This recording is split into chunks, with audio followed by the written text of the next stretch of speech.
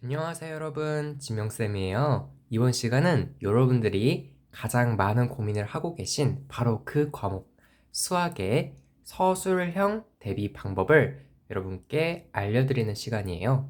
중학생분들도 이 영상에 도움이 되실 거고요.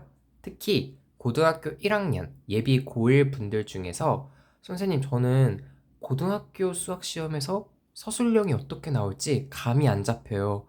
서술형을 대비해야 될 것 같기는 한데 어떤 식으로 대비해야 될지 잘 모르겠어요 라고 하시는 예비 고1 학생분들에게도 큰 도움이 될 것 같습니다. 일단 여러분 서술형이라고 하는 시험은 난이도가 반드시 높은 건 아니에요. 시험 난이도 자체는 학교마다 조금씩 다르긴 하겠지만 대체적으로 객관식 최고 난도 수준의 문제보다는 쉽게 내는 편입니다. 즉, 서술형 문제를 내는 그 이유부터 아셔야 되는데요. 정답을 내기까지의 과정을 논리적으로 정돈해서 설명할 수 있느냐? 제가 처음 여러분들께 수학 공부법에 대한 이야기를 말씀드릴 때 설명할 수 있어야 된다. 공식이 나오면 그 공식의 증명 과정을 이야기할 수 있어야 된다. 라는 말씀을 드렸죠. 거기서부터 실행 시작하는 거예요. 여러분들이 이 수학이라고 하는 과목을 그 개념을 배울 때부터 공식이 나오면 스스로 증명도 해보고 논리적으로 설명해보는 과정을 거친다면 그 자체로도 서술형 대비가 가능합니다. 그러나 시험이라고 하는 것 자체는 보다 체계적인 대비가 필요하긴 하겠죠. 특히나 여러분들 중에서 선생님 저는 서술형만 나오면 너무 힘들어요. 식을 과정을 어떻게 써야 정리하며 쓸 수 있을지 감점되지 않고 쓸 수 있을지가 너무 고민이에요 라고 하시는 분들은 제가 그런 분들에게 가장 추천드리는 방법은요, 바로 첫 번째 컨트롤 C, V입니다. 즉 복사 붙여넣기를 하시라 라는 말씀을 드리고 싶어요. 무슨 말이냐면요, 여러분들이 서술형을 대비하는 가장 좋은 방법은 베껴쓰기입니다. 네? 베껴쓰기요. 뭔가 베껴쓰기라는 말이 어감이 조금 안 좋게 느껴지실 수도 있어요. 그런데 여러분들이요, 꼭 수학이 아니더라도 어떤 글을 쓸 때 논술을 한다고 해봅시다. 글짓기를 할 때 글을 잘 못 쓰시는 분이 좋은 글을 단기간에 쓸 수 있도록 하는 가장 좋은 방법은요, 책을 많이 읽는다가 아니에요. 공부를 많이 한다가 아니라 좋은 글을 베껴 쓰는 겁니다. 그 좋은 글을, 그 좋은 모범 답안을 여러분 스스로가 손으로 써 내려가 보시면요, 여러분 스스로가 글을 쓰게 되는, 식을 쓰게 되는 습관이 길러져요. 단, 조건이 있습니다. 단순히 베껴 쓰는 게 아니라요, 그 과정, 그 모범 답안에 있는 그 과정이 어떻게 도출되는지 이해하며 동시에 설명하며 옮겨 적어보세요. 선생님, 진짜 그냥 옮겨 적어도 돼요? 네. 다만 이해하고 설명하며 그 모범 답안, 해설지에 있는 모범 답안도 괜찮고요. 가장 좋은 건 학교 수업이에요. 학교 수업에서 선생님이 교과서나 보충교재 문제를 풀어주실 때 그 풀이 과정, 그 이쁜 풀이 과정을 베껴 쓰시는 거예요.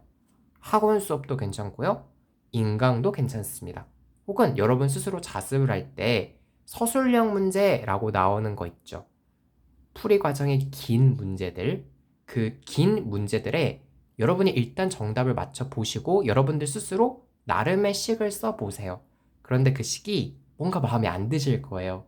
그러면 해설지에 나와 있는 그 모범 풀이 과정 있죠.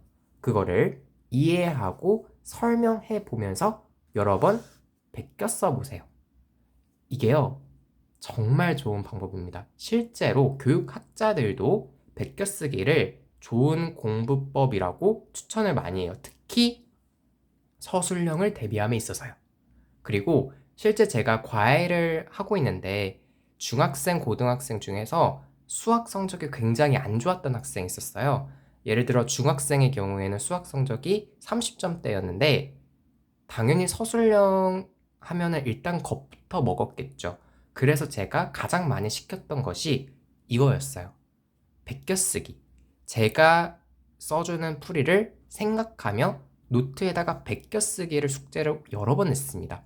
그랬더니 별다른 서술형 숙제를 내지 않았는데도 식을 쓰더라고요. 입증된 방법입니다. 네.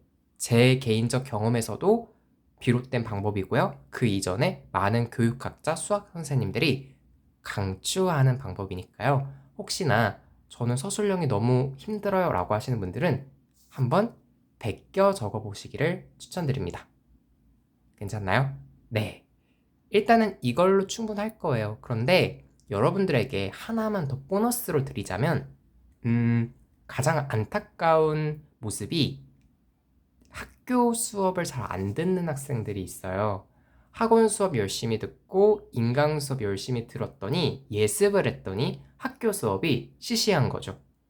문제도 내가 평소에 공부하는 문제보다 별로 어렵지 않고 학교 수업도 그렇게 어렵지 않아서 잘 안 듣는 거예요.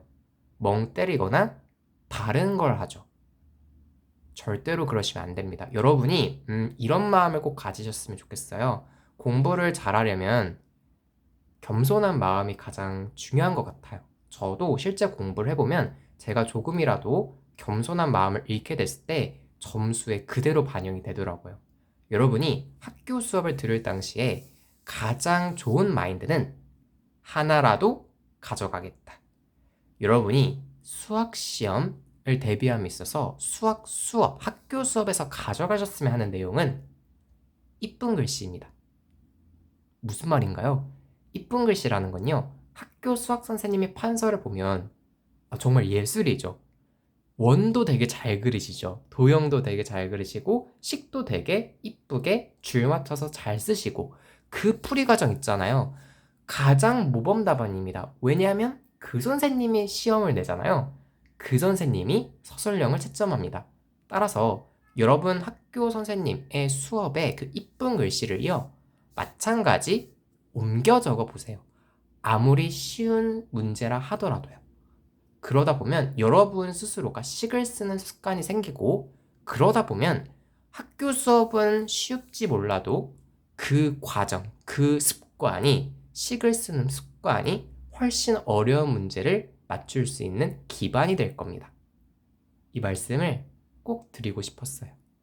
단순히 서술형만을 대비하는 게 아니에요. 여러분이 이와 같은 방식으로 식을 쓰고 과정을 써내려가는 훈련을 하시다 보면 다른 문제, 더 어려운 문제를 풀음에 있어서 과정을 쓰고 보다 체계적인 도전이 가능하실 거예요. 따라서 우리 수학 서술형 대비하고 동시에 수학 1등급도 꼭 맞읍시다. 지금 계약이 많이 연기가 돼서 당장 학교 수업을 못 들으시는 분들은 학원 수업도 괜찮고요. EBS 무료 강좌도 좋아요. 혹은 여러분들 공부하시는 그 자습서 문제집에 있는 모범풀이 답안도 괜찮습니다. 여러분 먼저 도전해 보시고 나중에 오류를 점검할 때 꼭 베껴쓰기 해보세요. 정말 효과 좋습니다. 네, 여기까지가 수학 서술형 대비 제가 여러분께 드리는 방법이에요. 간단하죠? 네. 오늘 영상은 여기까지고요. 이 영상이 마음에 드셨다면 좋아요와 구독, 알림 설정까지 꼭 해주세요. 여러분, 안녕!